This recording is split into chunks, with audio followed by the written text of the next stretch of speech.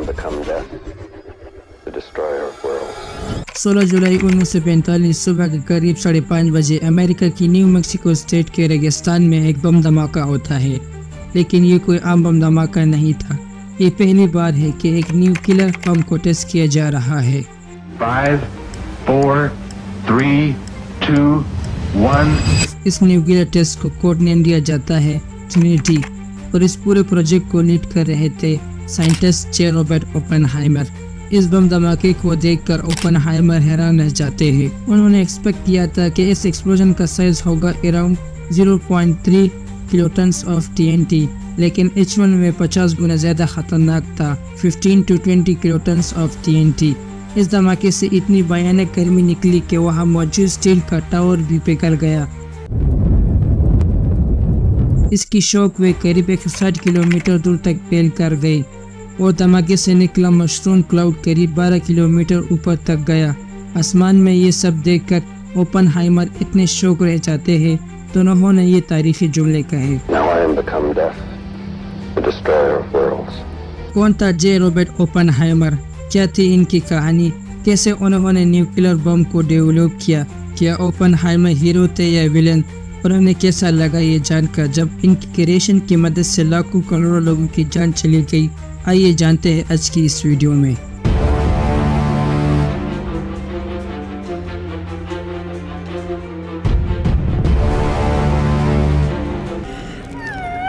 He knew the world would not be the same.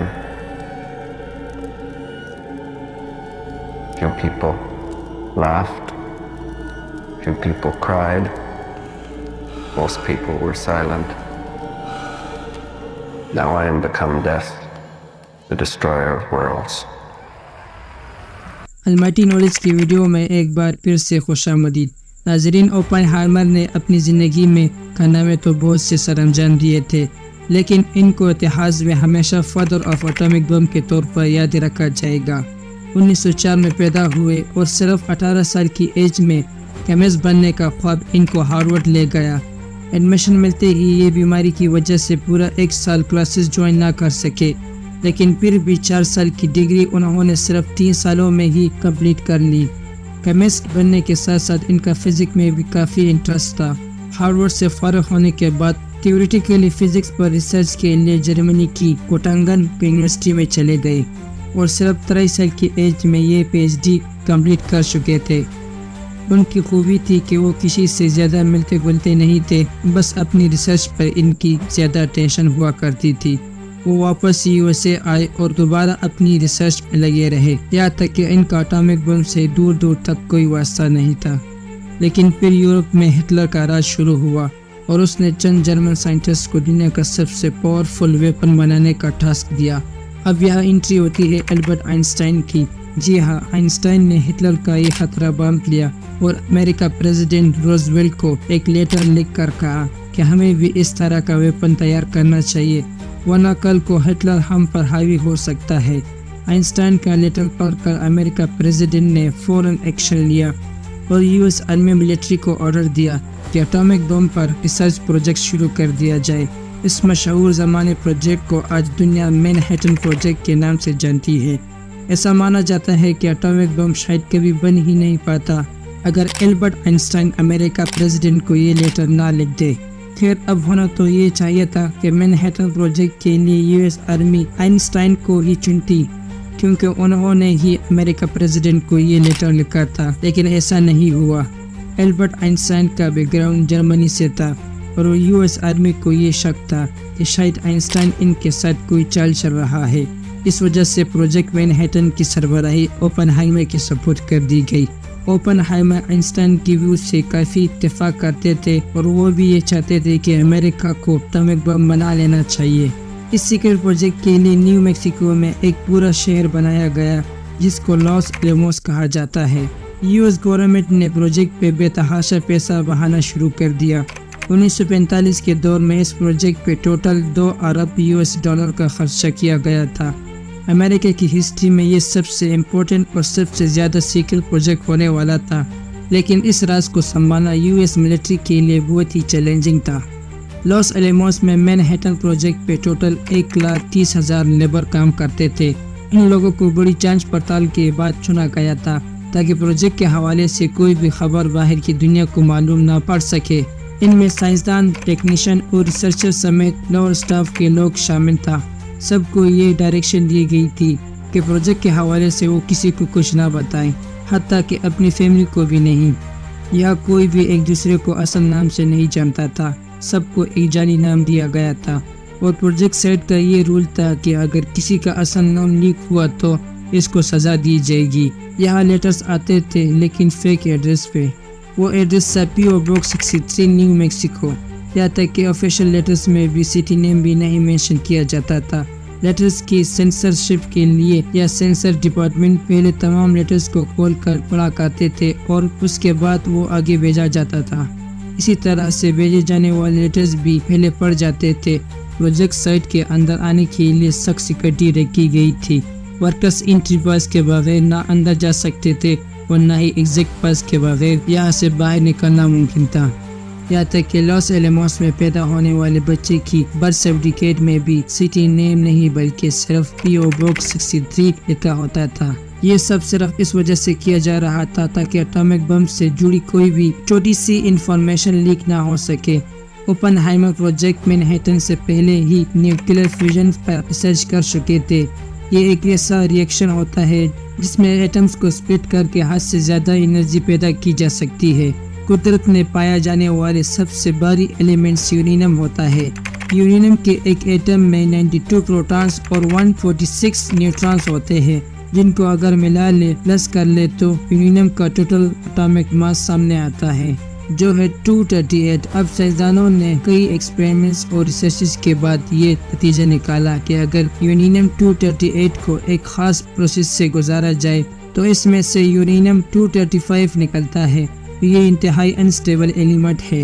अगर एक neutrons को इस नए यूरेनियम 235 के साथ कोलाइड करवाया जाए तो यूरेनियम स्प्लिट हो जाता है और नाकाबिले यकीन मिकदार में एनर्जी पैदा करता है। स्प्लिट होते ही नए न्यूट्रॉन्स निकलते हैं जो दूसरे यूरेनियम 235 एटम से मिलते हैं। ये रिएक्शन बार बार रिपीट होता है। ये सारा चेन रिएक्शन सिर्फ चंद माइक्रोसेकंड के अंदर पूरा हो जाता है और सारे रिएक्शंस का निचोड़ हमें एक जोरदार धमाके और एनर्जी रिलीज की सूरत में देखने को मिलता है।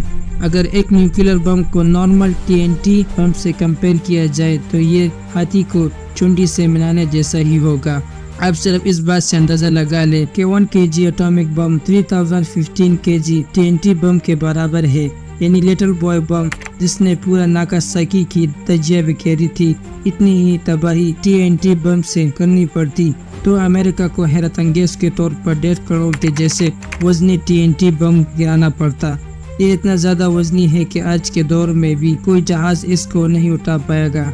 एटॉमिक बम में यूरेनियम को इस्तेमाल करने का सबसे बड़ा नुकसान ये था कि यूरेनियम एक नेचुरल एलिमेंट है और जाहिर है ये एक लिमिटेड क्वांटिटी में ही माइन किया जा सकता है। रिसर्चर्स ने यूरेनियम का टक्कर का ही एक नया एलिमेंट बनाया जो नेचुरल भी था और जो यूरेनियम 235 से भी ज्यादा अनस्टेबल था। ये एलिमेंट था प्लूटोनियम 239।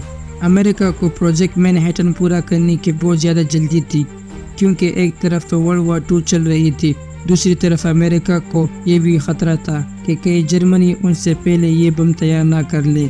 आखिरकार 16 जुलाई 1945 को दुनिया का पहला एटॉमिक बम तैयार हो चुका था और अब बारी थी इसको टेस्ट करने की। From the New Mexico desert come first pictures of the sequel to the atom bomb's final test. From this observation tower, scientists watch the result of their years of work. जब इसको detonate किया गया तो इसकी शिद्दत देखकर पूरी दुनिया खौफजदा हो गई। ओपनहाइमर समेत दूसरे साइंसदान जो इस प्रोजेक्ट का हिस्सा थे वो खुद भी इस हथियार से खौफजदा हो गए।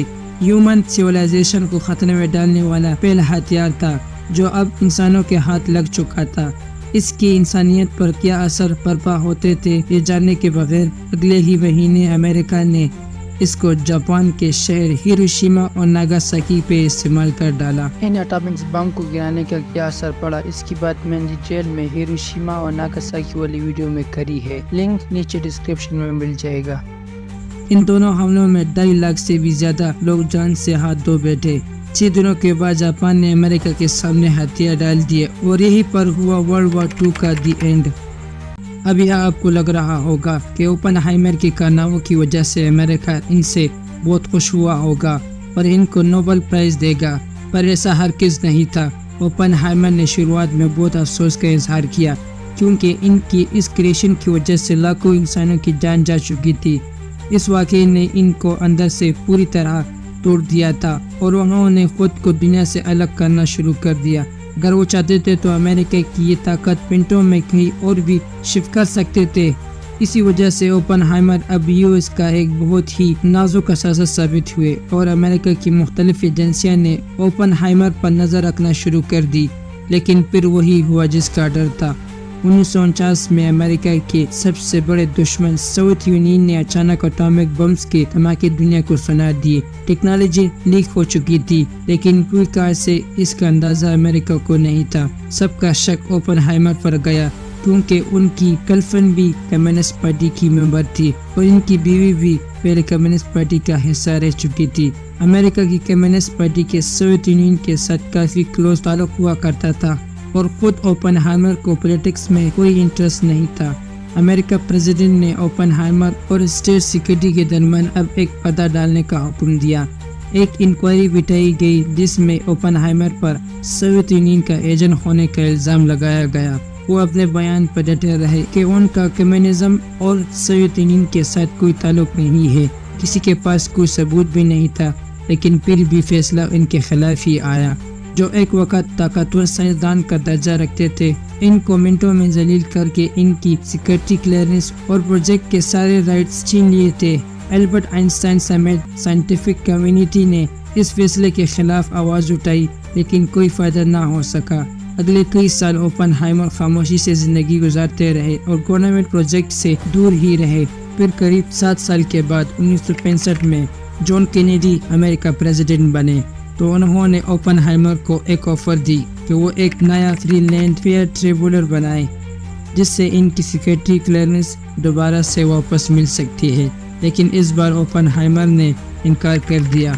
جان کینیڈی جانتے تھے کہ اوپنہائمر بے قصور ہے، اسی وجہ سے انہوں نے اوپنہائمر کو امریکہ کے سب سے بڑا سائنٹیفک ایوارڈ بھی دیا، پر تب تک دیر ہو چکی تھی۔ اوپنہائمر کو کینسر ڈائگنوز ہوا اور 1966 میں وہ چل بسے۔ ان کی ایشوز US ورجن آئی لینڈ کے ایک بیچ پر بہا دی گئی جو آج اوپنہائمر بیچ کے نام سے جانا جاتا ہے۔ امید ہے المارٹینرز کی ویڈیو اب بھرپور لائک اور شیئر کریں گے۔ اب لوگوں کا پیار بھرے کمنٹس کا بے حد شکریہ۔ تو ملتے ہیں اس طرح کی اور انٹرسٹنگ ویڈیو میں، تب تک کے لیے اپنا اور اپنے پیاروں کا خیال رکھیے گا۔ خدا حافظ۔